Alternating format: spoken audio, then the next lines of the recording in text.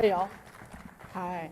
So, I want to talk a little bit about coming back to Gen Con this year. And it's my third year. And I don't know who in the audience is frequent, it's your first time here. But walking around made me think of the last 2 years and before ever coming to Gen Con, all the other conventions I went to. And one thing that stuck out is it was super white, a lot of dudes, a lot of beards, a lot of plaid, gaming t-shirts. And that's year 3. Year 2, a lot of dudes, a lot of plaid, a lot of beards. This year I saw some more women. This year I saw, a little more melanin in the crowd. Not much, but some. And it just made me think about this industry and why I do this, why I keep doing this. And last year, I wasn't on main stage like this. I wasn't speaking to you all as a guest.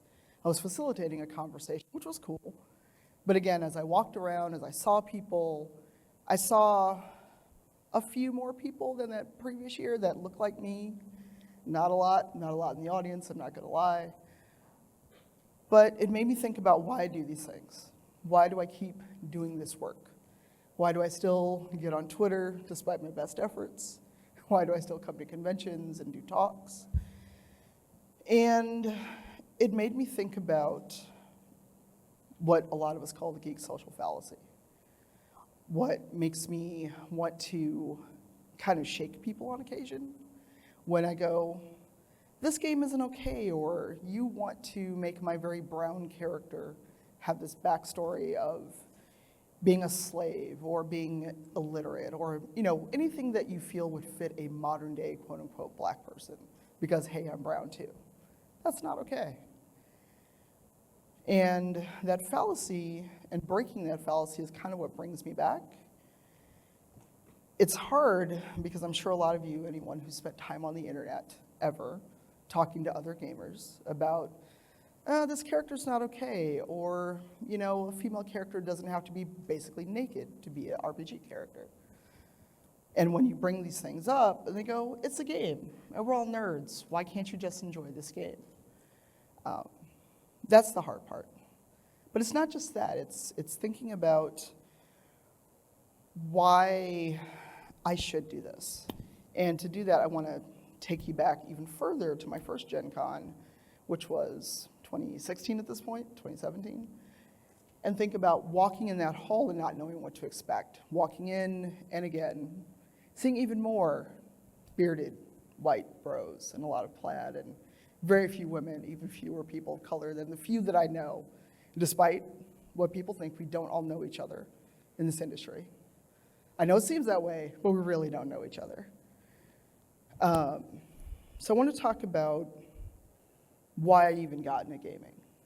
Because even here, even in other places, online a lot, I get that, the questioning of, are you really a gamer? Do you really play D&D? Or I get people who want a rules lawyer or have a gotcha moment. That's not really what we're about. Walking into the hall first time, I saw some people I knew, some people I've become friends, other folks that I now call dear friends and family. And that was part of what I was thinking about when I walked in, when I rolled dice the first time, because I'm an old school gamer, back in the day of arcades. Quick show of hands, who remembers arcades? Yay, my people. But that's where I grew up. I played D&D, I played first edition, I played in arcades, and that's what gave me a love of this. And it wasn't just, lining up quarters in front of the screen and waiting my turn in Street Fighter, playing Ryu or Chun-Li. It was also D&D, it was also tabletop games that gave me that love, that spark. Because I've got a wild imagination. Anyone who's ever talked to me for 5 minutes will know this, especially if you bring up any kind of franchise that I'm interested in. You'll regret talking to me about this. But it sparked that love of games. It sparked that love of the imagination and fantasy.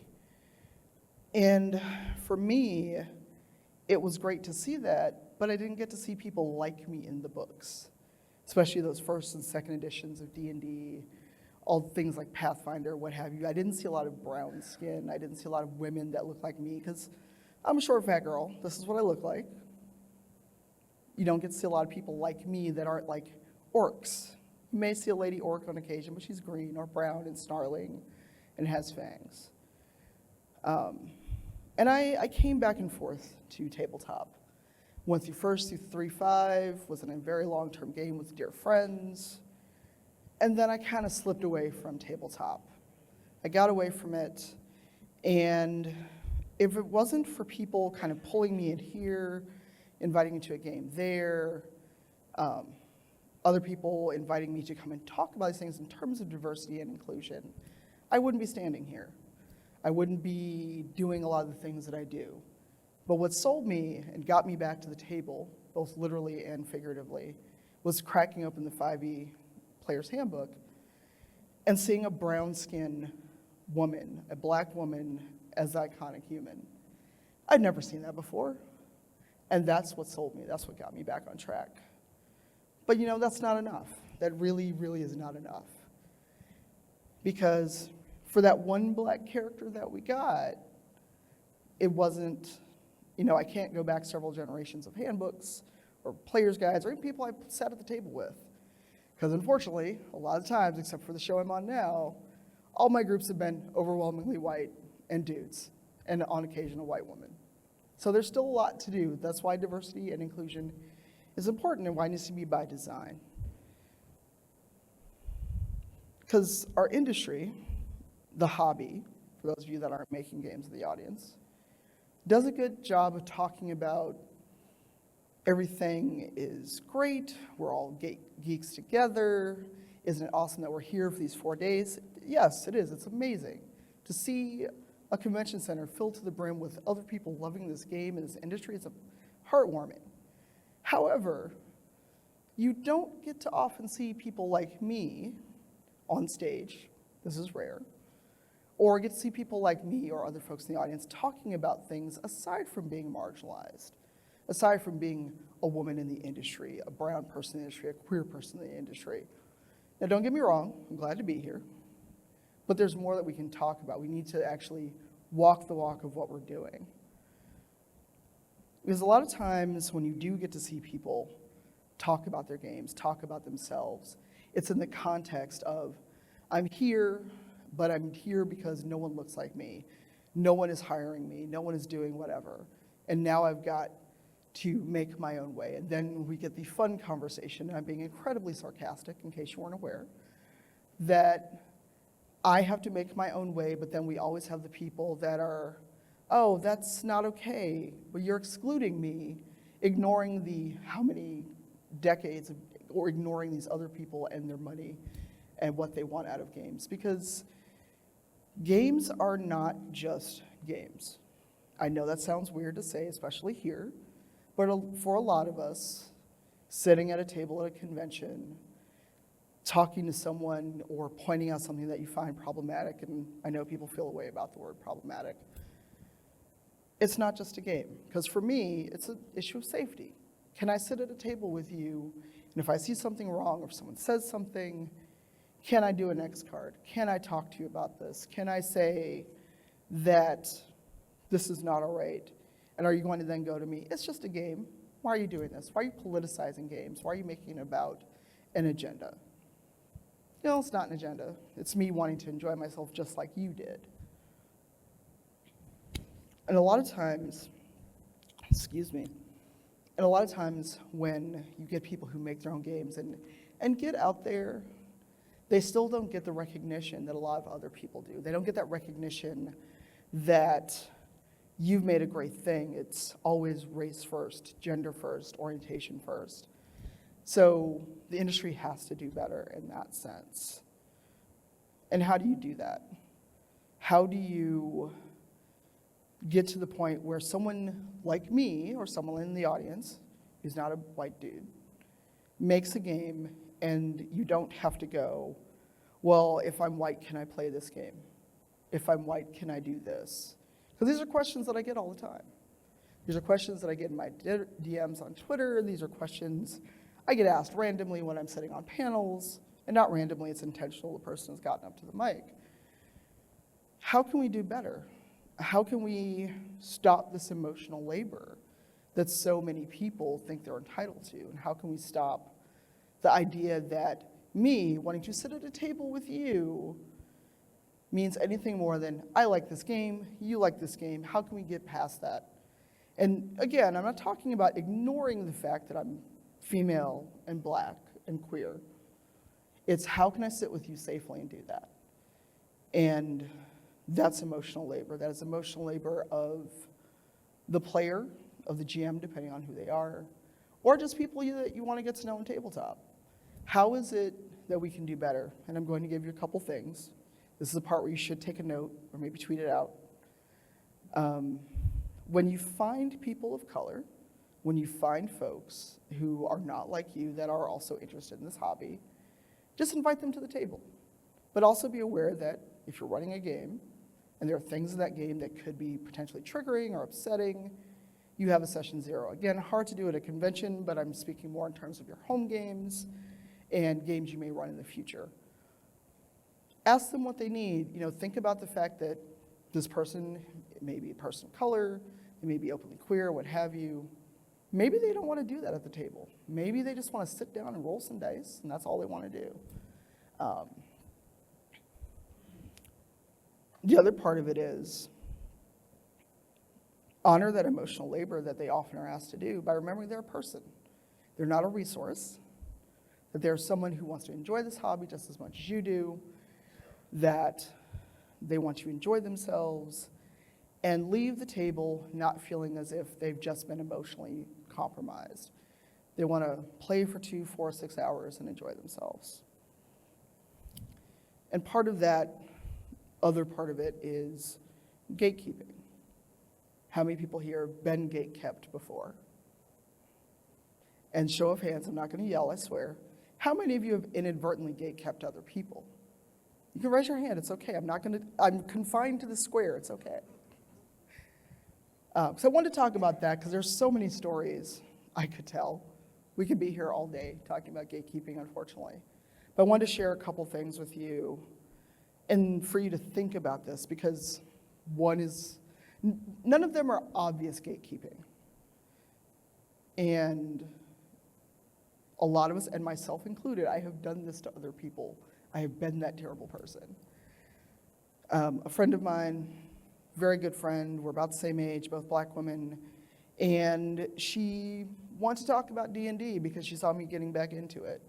And she shared this story with me about being preteen, early teen, and wanting to be a paladin because she was like, this is what I like, I'm going to be forthcoming and save people and do the right thing. And a friend, or someone she thought was a friend, said, you can't be a paladin. And she was like, why? Like, you're not what a paladin looks like. Now, for those of us that have played a paladin or seen these pictures, it's usually a blonde white guy, very shiny, I can speak, shiny, bright armor, looks very righteous and forthcoming, and he's going to be your knight. So because she didn't like that, she was told she can't do that. So this kid, gatekept her, however many years ago it was. We're not talking about age. And that put a damper on it for her because she was told early by someone who already bought into, this is what a paladin looks like, this is what a class looks like, this is what a D&D player looks like. And, he probably wasn't being malicious, they were kids. But think about that. At an early age, she was already cut off from this hobby because of some kids' indoctrination, shall we say, of what it is you're supposed to look like as a player and who gets to play and sit at the table. Another one some of you may remember, depending on who you follow on Twitter. A friend of mine, big into the scene, lives in LA, and went into a local game store. She heard that roll of dice. The little clatter on the table? And we all were like, ooh, dice, who's playing? And she stuck her head in, and she was condescended to upon walking in the door. And they were like, oh, we're playing D&D, maybe you've heard of it. No, never heard of a game that's been played for 50 years.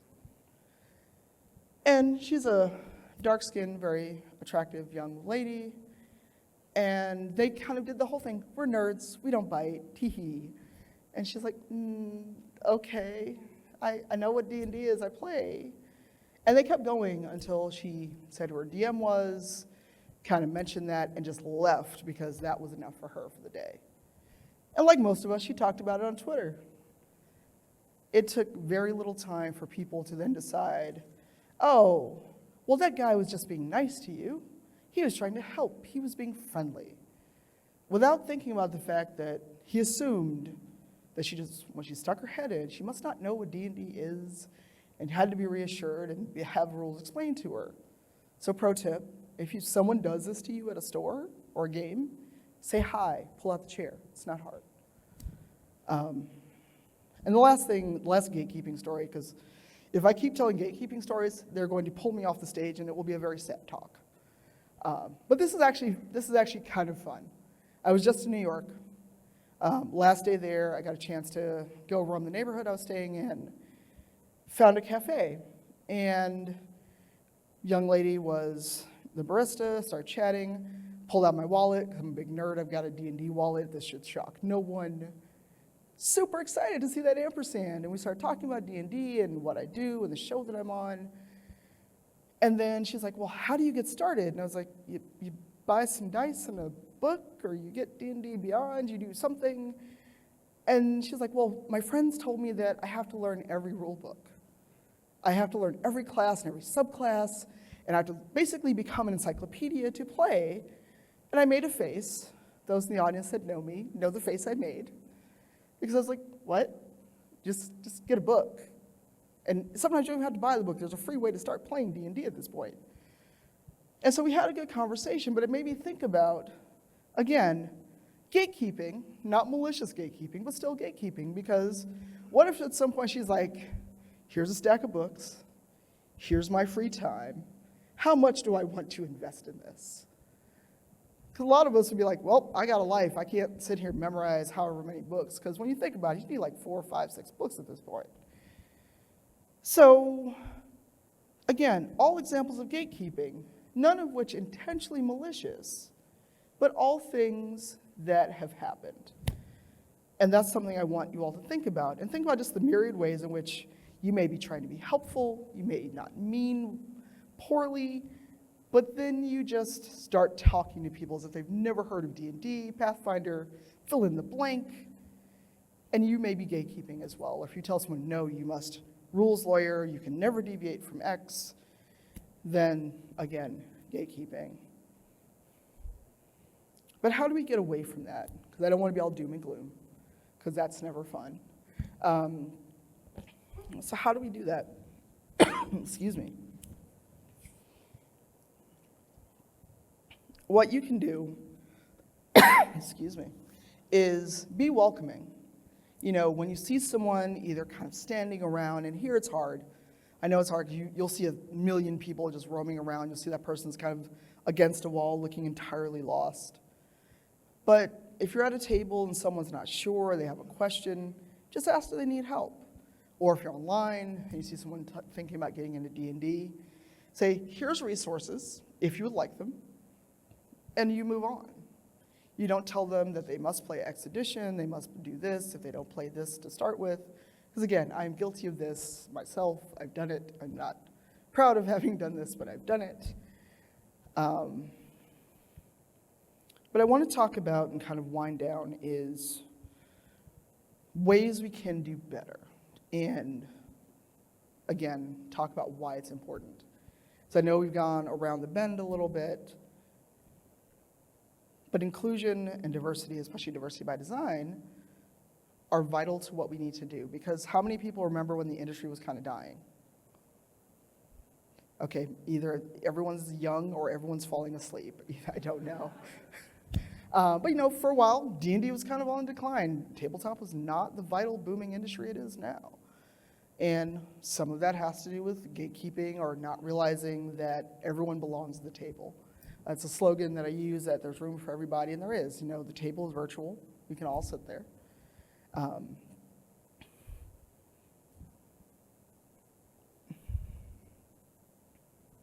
Sorry. So when we get to inclusion, how many people, and this isn't a question, this is just me postulating, how many people never picked up dice, or they never went into a store, or they looked on Twitch and never saw someone like them and then decided, this isn't for me? Or a conversation that came up with a friend last night, actually, about the ways in which we create characters, create classes, and orcs, and how orcs are always a certain way. They're always evil, etc. But then when you think about orcs and why are they evil, it's like, oh, they're subhuman. And you're like, close, getting there. Why are the orcs subhuman? And then, for those of you that don't know, orcs are subhuman and classed a certain way because they're often a stand-in for other races. So these are things we have to think about. At the point orcs were designed, at the point other people were designed, who was writing this? Who was not thinking about maybe 5 years, 10 years down the road, someone's going to sit at a table that does not look like me and play this character and go, question, why are all the non-humans evil? Where all the people that can be coded as someone like me decide to then not be okay, be the ones we go out and immediately kill, etc., that are never intelligent. Those are just things we have to think about as we design, as we go forward, and as we ponder. I know ponder is like a weird, weighty word, but it's the best word I've got right now. Ponder how we can do better. How can we include other people and not make it into a big deal? It's just go, hey, you know what? There's an orc kingdom. They're brilliant. They were shuffled off by the other orcs for whatever reason. Fill in the blank here. And you have your smart, awesome orcs that have a kingdom, and they're poets and scholars, and that's it. That's all you have to do. Or in other cases, write brown characters. They won't. It's not going to hurt you to write a brown character. It's not going to hurt you to think about the fact that other people unlike you exist and can exist in fantasy. Because if we can have orcs and elves and dragons, someone like me shouldn't be that hard. Still humans, just brown. But I want to talk about, the last thing I want to talk about before we move on and wrap up is an intentional way that our show, the show that I'm on, and that Wizards and other people have thought about inclusion, and not in the pat yourselves on the back way, but more in a, we're going to show that everyone can play this game, that everyone is welcome at the table, and you too can roll dice and have fun. Because, show of hands, how many people, no fair for the people in the audience I know that watch a show, have seen a show with all people of color playing D&D on any medium? Okay, so that's a very small number. We need to do better. Well, one of the things that Wizards did was they approached us and said, who can get together on a weekly basis and play, and what's everyone's experience? And when the show was premiered, it wasn't like, look, brown people. It was, these are all people that are various experience levels of playing D&D.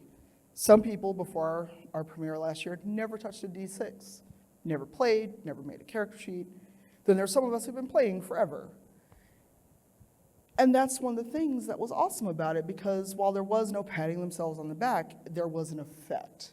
It was by design that other people of color saw us every week and saw that they could do this too. Because one thing that happened last year after our show was on and I was here at Gen Con, someone wrote me, and the letter still makes me tear up, which is why I'm not going to read it out loud, because then I'll just start crying and it will be a very terrible end to this talk. But they wrote me and they were like, it was so refreshing and heart-lifting to see someone like me be on a panel to talk about something beside being brown in the industry, to talk about these things and not be just kind of here and bemoaning the state of being brown in the industry and not feeling wanted or represented. That's the kind of power that diversity by design can have. That's the kind of power that all of us have. And I want to ask you all to do something. I know it's a little hokey, but hey, I have the stage and you don't. But I wanted you all to do something while you're here at Gen Con. If you see someone standing around, or maybe they are around you at a booth, or you join a table, introduce yourself and say hi. I don't know how folks do table games here, but introduce yourself, ask how they're doing, if it's their first Gen Con, and make them feel welcome, because that makes a difference. If that had happened to me at any other convention or when I was just attending conventions, it would have made a world of difference. And I probably would have had this huge gap in playing D&D and playing other things. So I know it's weird, and not everyone likes to talk to people. I know sometimes I can introvert and not want to talk to another soul when I'm at a convention, but try it. Go out and try and talk to people, especially if someone is not like you. They're not going to bite, I hope. Can't guarantee. But go say hi, welcome them to the table, both virtually and figuratively. And then next year, whenever you come back, hopefully I come back next year, there's a lot more people like me, a lot more folks like you. Not to say we don't like having our bearded white dudes. There's a lot of you, we're outnumbered. But more and more, I would like to see people like me. But thank you very much, and thank you, Gen Con, for having me.